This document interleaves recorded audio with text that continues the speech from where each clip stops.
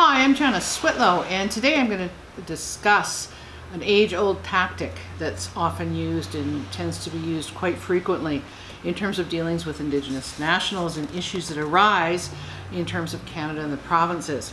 And then I'm going to take you through an example of that tactic that also involves discussion of treaties and how to resolve disputes under treaties. So I'm referencing Johnny MacDonald. He was considered and called Old Tomorrow. And that's because he solved many a problem wisely by leaving it to time to solve. Some problems proved the more serious for every year's delays, but on the whole, ignoring something and it simply vanishing in terms of continuing to be an issue is a common tactic that persists today in terms of Canada dealing with issues that comes to Canada from Indigenous nationals. So what do I mean by that? You'll often find, for example, in treaty land entitlement agreements, there were sunset clauses, but surprisingly, despite having lawyers, I would often be contacted by bands, chiefs and councils, to say we're trying to get these set aside as reserves and government's not doing anything and we don't really know what to do. So of course the first thing you should do is read the agreement to find out what needs to be done, what's binding on the parties' hands. And sure enough, I pointed out, well, you have to get this done in a year or two or you're not going to be able to get it done.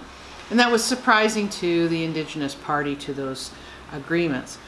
And treaty land entitlement agreements are a type of specific claim that were set in place in order to satisfy the requirements for lands to be set apart as reserves pursuant to treaties.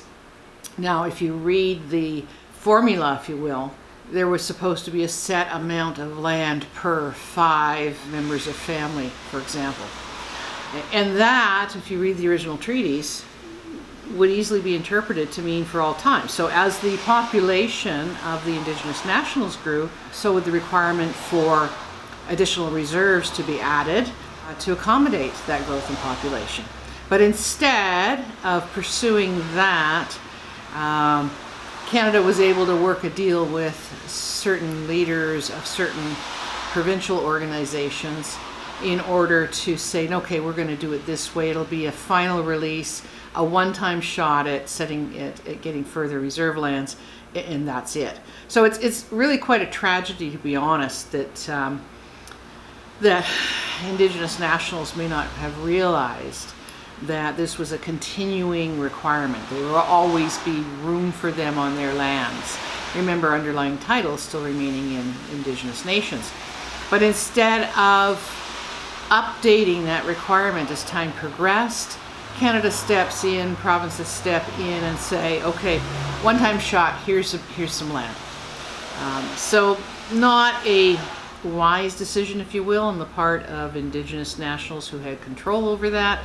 And as I said, Canada not wanting to do further additions to reserve. In fact, the effort always being trying to remove reserves so that full Canadian jurisdiction can apply to wherever Indigenous nationals, now as domestic ethnic minority members, would be. So you can imagine, well, okay, let's slip in it shouldn't be seen as being slipped in because any decent lawyer would notice that and object to that, especially because it's uncertain as to how long it takes to have the land properly surveyed, for example, cleaned up if necessary, all the steps that need to take place before it can actually be converted into reserves.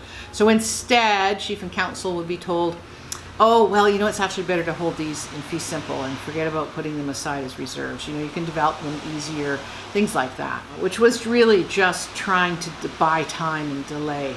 And so I don't know how many situations exist where they ran out of time. Why? Because this approach of just calling Indian Affairs or sending a letter and being patient, far too patient, has allowed the federal government to continue this strategy that Sir John A. Macdonald first applied in Canada because it works. So delays, waiting, buying time. There's an example, for instance, in Northwest Territories, an interim measures agreement that most, I would suspect, if you asked the Indigenous nationals in the area, think it's a binding agreement. Well, Section 70 says the contrary. This is not a binding agreement.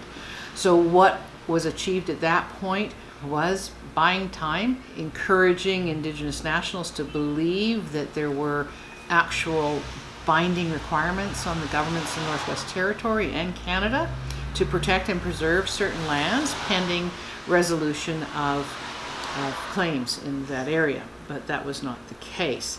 And so you have people in that area now saying, well, this wasn't complied with, but there's nothing they can do to enforce anything because nothing's binding. And even more so, they did not call this a memorandum of understanding. It's titled agreement. In my experience, most Indigenous nationals, after reading the first page or two, don't get much further. It's dry reading agreements.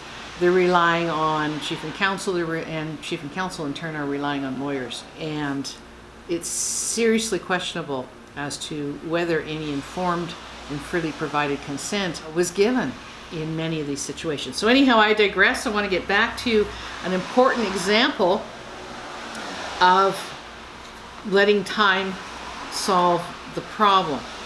And this particular example is, and I'm quoting from volume 30 of the Chronicles of Canada, and this is printed in 1915.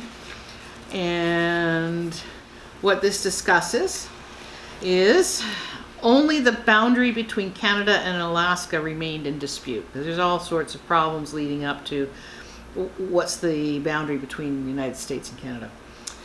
There was a difference of opinion as to the meaning of certain words in the Treaty of 1825, which defined or purported to define the boundary between British and Russia, America on the Pacific.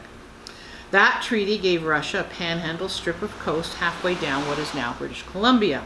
And when the United States bought Alaska in 1867, the purchase, of course, included this strip of coast. As British Columbia grew, the disadvantage of this barrier became seriously felt, and repeated attempts were made to have the boundary defined and, if possible, a port awarded to Canada. The discovery of gold in the Klondike in 1896 made this all the more urgent. The Treaty of 1825 provided and describes where this boundary was supposed to be.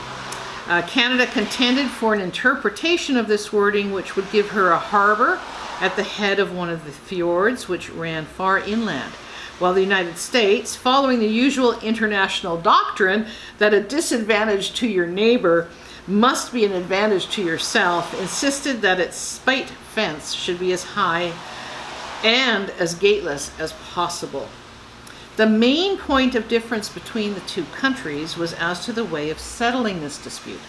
The United States proposed a commission of 3 representatives from each side. Given a desire for fair dealing, such a commission is perhaps most satisfactory, at least for a permanent body, as the experience of the Waterways Commission has since shown. But for a temporary purpose, and in the spirit which then existed, the Canadian negotiators knew too well that such a board could reach a decision only by the weakening of one of the British members. They urged, therefore, that a board of 3 arbitrators should be appointed, one of them an international jurist of repute, who should act as umpire. This was the course which the United States had insisted upon in the case of Venezuela. But what was sauce for the Venezuelan goose was not sauce for the Alaskan gander. The United States asserted that the Canadian case had been trumped up in view of the Klondike discoveries and would not accept any medium of settlement which did not make it certain beforehand that, right or wrong, the claim of Canada would be rejected. The deadlock in this issue proved hopeless, and the commissioners' labors ended without definite result upon any point for the time. Yet the months of conference... Now, let me backtrack. Notice that at no time during this effort to resolve an interpretation of a treaty did either of the U.S. or Canada, namely Britain, propose that it be decided by a judge of, for example, an American court or a judge in a British court. it would be a ludicrous idea. Yet, consistently, this is what Indigenous nationals have been told is the only way to resolve an issue involving treaty. Yet the Munza Conference had done good in giving the statesmen of each country a better idea of the views and problems of the other, and had contributed not a little to the final solution or the final forgetting that the problems existed. So that's this concept that you give it enough time, the parties will forget. And if, in the case of Indigenous nationals, you take their children and indoctrinate them in a residential school environment and have them cease speaking their own language, therefore breaking the link and access to the Indigenous nationals who carry the important knowledge about treaty, well, then of course you're going to have a lot of forgetting and a lot of lack of knowing. Later, during Mr. now Lord Bryce's term of office as ambassador at Washington, most of the provisional arrangements agreed upon were taken up and embodied in separate agreements accepted by both countries. When the new era of neighborliness dawned a few years later, some of the difficulties which have long loomed large in boating ceased to have any more importance than the yard or two of land once in dispute between farmers who have since realized the folly of line fence lawsuits. It was not until early in 1903 that a treaty for the settlement of the dispute was arranged between Great Britain and the United States and accepted by Canada. So remember, in 1903, it's still Great Britain and not Canada entering into treaties. By this treaty, the American proposal of a commission of 3 members from each side was adopted. The Canadian government agreed to this plan with the greatest reluctance, urging to the last that arbitration with an outside umpire was preferable. So Canada knows perfectly well what a fair resolution approach is to issues under treaty, and advocated strongly, please, we want this to be done by arbitration with an outside umpire. Seemingly, however, fairness was secured by a clause in the treaty which provided that the members should be impartial jurists of repute who shall consider judicially the questions submitted to them, and each of whom shall first subscribe an oath that he will impartially consider the arguments and evidence submitted to the tribunal and will decide thereupon according to his true judgment. Further, the United States now agreed to abandon its former position that in any case, territory then settled by Americans should not be given up. That the United States risked nothing by withdrawing this safeguard became clear when the American commissioners were named. Undoubtedly, the men who sat as commissioners, undoubtedly these were able men but not impartial jurists. Who were they? Mr. Root, who was a member of President Roosevelt's cabinet, Senator Lodge, who had only a few months before declared the Canadian contention a manufactured and baseless claim, and Senator Turner from Washington, the state which was eager to retain a monopoly of the Klondike trade.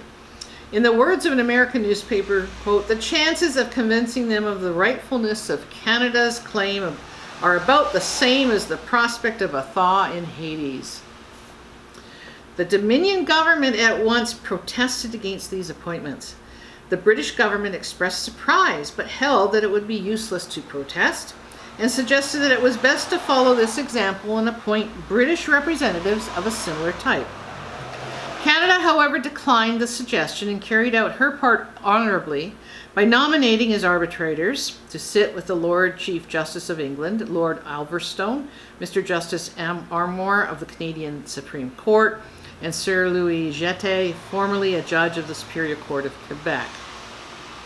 Now, then another one died and another one was appointed in his place. Now, the case was admirably presented by both sides, and all the evidence clearly marshaled. Late in October, the decision of the tribunal was announced. A majority consisting of Lord Alverstone and the 3 American members had decided substantially in favor of the United States. Sir Louis, the other 2, declined to sign the award and declared it in part a grotesque travesty of justice. In Canada, the decision met with a storm of disapproval, which was much misunderstood abroad. It was not the petulant outbursts of a disappointed litigant. Canada would have acquiesced without murmur if satisfied that her claims had been disproved on judicial grounds. But of this essential point she was not satisfied, and the feeling ran that once more Canadian interests had been sacrificed on the altar of American friendship. So after the terms of treaty were announced, Canadian parliamentarians said that it should have been subject to ratification by the Canadian Parliament, but it was not. After the award, Sir Wilfrid Laurier went further, contending that the lesson was that Canada should have independent treaty-making power. It is important, he said, that we should ask the British Parliament for more extensive powers, so that if ever we have to deal with matters of a similar nature again, we shall deal with them in our own way, in our own fashion, according to the best light we have. The demand was not pressed. So what you have here is a number of observations in terms of Indigenous nationals. First, Canada, through painful experience itself, knows how to control a situation. You're going to delay and hope it goes away, and if not, you're going to rig the decision maker's situation. Insisting on a federal policy for resolution of what are actually treaty issues, matters of diplomacy, and insisting on domestic courts having application of Section 35 of the Constitution Act 1982 being the only remedies possible, setting and structuring this. Canada, as said, got this idea because it was controlled and subjected and unable to decide its own affairs.